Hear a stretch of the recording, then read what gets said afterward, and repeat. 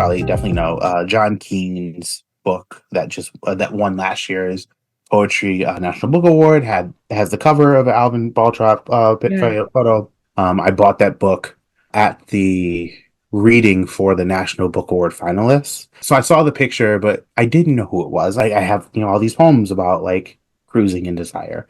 And my friend found this book called The Poetics of Cruising. They were like, "Oh, this book is at Book Culture. You should go get it." And I was like, "Sure." And I traveled up there. I got the book, and a couple of days later, I started reading it. And in the intro, there were he was talking about some photographers that were documenting cruising real life in the Mm-hmm. 70s and 80s.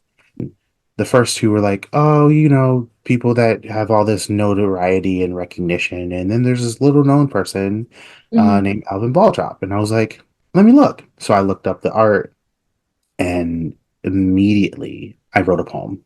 So the next day, I looked up another photo and I wrote another poem. And the next day, I did it. And it was like to the point where I wrote like 10 in a row.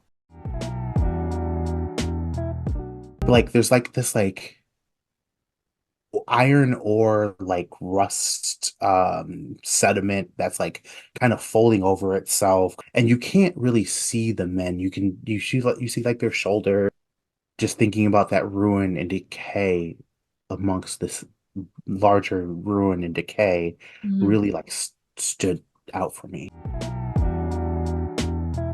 I think of Alvin as a documenter of possibility for queer utopia. The art, the work, the photos are really showing what is possible, but at the same time, it shows what we are subjugated to, and like how our like terms are dictated, especially as a person that experienced racism Mm-hmm. in the quote unquote queer utopia. I feel like Alvin was a person that, without any hesitation, unwavering documenter of what is possible for queer people.